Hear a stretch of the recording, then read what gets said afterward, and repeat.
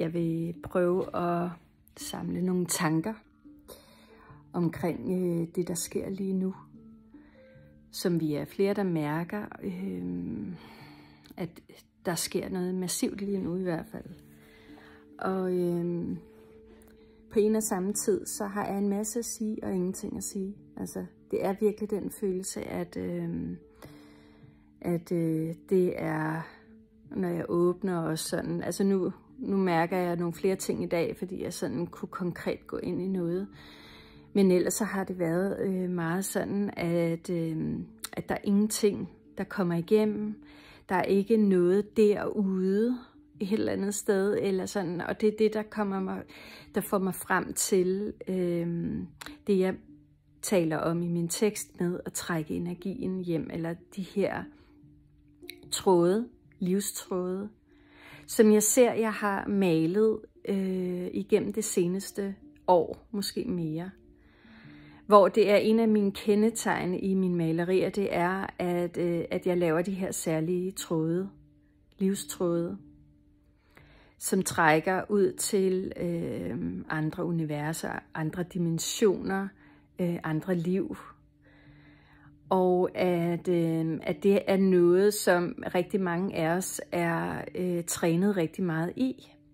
Ikke kun fra nu, men også fra andre liv, hvor vi er trænet i at gå på rejse ud i universet, ud i stjernerne, ud i andre dimensioner. Og opdage og erfare derude. Og det, jeg mærker er anderledes nu, det er, at det, der er til stede, det er lige nu her. Det er mig. Det er det, der er vigtigt. Det er ikke vigtigt, alt der er derude. Det bliver på en eller anden måde uvedkommende, samtidig med, at det jo ikke er uvæsentligt. Men der bliver sådan en form for ligegyldighed, som i første omgang måske for nogen kan virke som om det er koldt og fjernt og distanceret, tomt. Fordi at vi er vant til rigtig meget, mange af os er rigtig trænet i at være derude. Og sondere terrænet, være derude for at trække informationer osv. Og hvor lige nu, der er det med omvendt fortegn, som jeg oplever det, at vi har erfaret, det vi har trænet i andre liv, andre parallelliv, det ligger som sådan en sjæls blueprint i os. Lidt ligesom det nyeste maleri, jeg har malet med livstræet, som jo har alle bladene, altså, men jeg er træet. Træet er ikke et eller andet, at bladene er ikke et eller andet sted væk fra mig. Jeg er træet, jeg har alle bladene, som kan symbolisere alle de her liv, som vi har levet, og som også på sin vis er lige nu her. Fordi det er det, jeg mærker rigtig meget, det er, at alt samles i det her punkt lige nu. Jeg trækker trådene hjem, jeg trækker evnerne hjem, jeg trækker alt det, jeg har trænet i andre liv hjem til mig og aktiverer det lige nu og her. Så det er, og det er derfor, jeg synes, det var interessant med den her årets Oscar-vindende film, som hedder noget med Everything, Everywhere, et eller andet, som jo handler netop om den her kvinde, som oplever alle de her liv, alle de her forskellige parallelliv, hun kan tappe ind i, hvor hun har trænet forskellige evner, og dem ved, at hun aktiverer dem, så kan hun få dem lige nu og her. Og det er det, jeg igennem tid, altså igennem de seneste år har oplevet, men det er bare anderledes, end det har været lige nu. lige nu, der føles det som om, at det er til stede lige nu og her. Og det her med de her andre liv, som vi... Den gængse term, det er jo tidligere liv.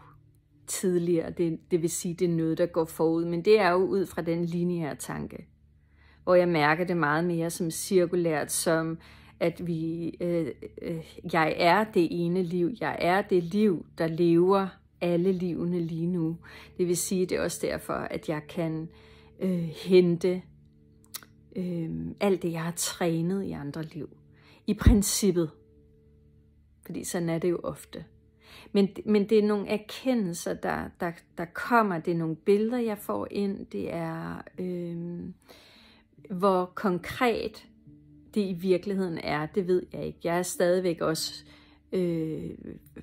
sådan lidt feberpåvirket og så videre. Så det er svært at vide præcis, hvor meget. Men jeg laver videoen nu, fordi at den på sin vis også giver mulighed for at se noget af det rent og på en helt anden måde, end hvis jeg var helt klar i hovedet. Fordi jeg giver tilladelse til noget andet kommer igennem. Men det her med, at hvor meget kan vi trække på de her færdigheder? Hvor meget kan vi i princippet aktivere de her færdigheder lige nu og her? Jeg oplever, at i første omgang, så er det rigtig meget på følelsesplanet. Det vil sige, at står vi i en situation. Jeg havde det her forleden dag, hvor jeg kører sammen med Tina. Normalt så er det mig, der kører, men fordi jeg havde det og har det, som jeg har, så vil jeg ikke køre bil.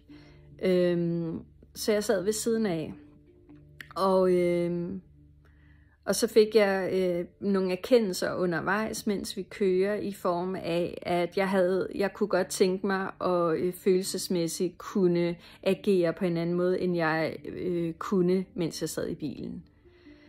Og så fik jeg den her følelse af netop, jamen, der findes et parallelliv, hvor jeg mestrer det her fuldkommen. Og med den tanke, så aktiverede jeg den. Jeg trak den evne, den følelse hjem. Det vil sige, at den blev tilstedeværende på en eller anden måde. Det virker helt science fiction-agtigt, men det var følelsen af det. At alt har sin modsætning. Det vil sige, hvis der er noget, vi føler, vi mangler, så vil der være et sted i os, hvor vi har den evne, hvor vi har den følelse, hvor vi har det, vi føler, vi mangler på en eller anden måde. Jeg sidder lige og kigger lidt, fordi jeg selvfølgelig har skrevet nogle ting ned. Men det jeg egentlig vil sige meget med det er også, prøv at eksperimentere med det. Prøv at være nysgerrig på, i hvilke situationer, som du kunne have brug for at aktivere en eller anden evne, en følelse, et eller andet. Og så se, hvad der sker. Jeg har jo altid haft i det her liv, der har jeg altid haft sådan en følelse af, at jeg i princippet ville kunne alt. Og den har jo været sådan lidt, altså for nogen, den kan jo virke hovmodig, eller sådan arrogant, eller et eller andet, ikke? Altså den der følelse af, jamen, jeg kan faktisk alt, hvad jeg sætter mig for, i princippet. Og som ung, der testede jeg det i form af nogle fysiske færdigheder, hvor det ville egentlig være sådan en umulighed, eller noget, som sufi-mestrene bare har trænet i et helt liv, måske endda rigtig, rigtig mange liv. Det kunne jeg aktivere i løbet af et splitsekund i form af en intention. Og det var sådan ret markant. Så derfor, den her med, at jeg har haft og har den her følelse af, at i princippet kan jeg alt, hvad jeg sætter mig for, den er jo god nok. Altså, det er jo det handler om. Det er den erkendelse, der kommer i form af lige nu, at jeg ikke den eneste, der har den. den ligger, altså jeg hører den også andre steder. Og det er jo netop det her med at aktivere, altså jeg kan jo alt, fordi det jeg mangler lige nu, hvis jeg har den følelse af, at jeg mangler et eller andet, det har jeg trænet på et andet tidspunkt, eller lad os bare kalde det de her parallelliv, fordi så tror jeg, det er nemmere at forstå. Og det ligger jo som et sjæls blueprint et eller andet sted i mig, hvor jeg får nærmest sådan et billede af, at så kan jeg trykke på den knap, og så lyser den her lampe, og så bliver det aktiveret oppe i mit hoved, i min hjerne. Og det er også derfor, at jeg har rigtig meget følelsen af, at simpelthen kraniet og hjernen er under omrokering. Ja. Det der også er ved tiden lige nu, det er, at når vi så markant trækker energierne hjem, når vi så markant mærker, at det eneste, der har betydning, det er lige nu og her. Det er det, der er vigtigt, det er mit liv lige nu og her. Det er nærværet, det er det, der er inden for mit felt, og ikke andet. Det er sådan ret markant, og for mange kan det føles nyt at have den her følelse af, at i den grad at trække energierne hjem, fordi det er det, vi har snakket om 100 gange. Men det er bare på en helt anden måde nu. Der er en usædvanlig ro, netop i den der med at trække energien hjem, og nogen kan føles tom, fordi at det er nyt. Vi har ikke været i det før, vi har snakket om det rigtig mange gange, men nu er vi der, og det er nyt. Det er nyt at stå på det her niveau, på det her plan, hvor alt, altså hvor vi har ryddet så meget op og trukket, erased, slettet alle gamle fortællinger, alle gamle smertefortællinger, alle gamle frygtfortællinger osv., alt det vi har hægtet op på de her pinde, det er sluppet nu, så vi står også i et helt nyt rum, hvor det kan føles tomt, hvor det kan føles på en eller anden måde så mærkeligt. Altså det kan give sådan en fuldstændig mærkelig følelse, men jeg oplever den som massiv ro på følelserne. Det er jo lidt tungere, lidt træere i forhold til energierne, som vi har som sjælsvibration, så derfor, når vi rydder op i de forskellige planer, så halter kroppen en lille smule efter. Og det gør, at kroppen har brug for ro, brug for at kalibrere, så det ligesom ligger på det nye, i de nye vibrationer. Og det er altså som alt, hvor vi rydder op og omrokerer, så gør det ondt. Altså, så på forskellige vis, det kan være hovedet mærker jeg rigtig meget er under omrokering. Brystet, hjertet er under omrokering, fordi det er det nye liv, vi trækker ind her. Så al den gamle frygt, som vi har sluppet på følelsesplanet, skal også lige hostes op, skal også gives plads, så det nye kan være der. Og der er en kæmpe mulighed og åbning lige nu i forhold til at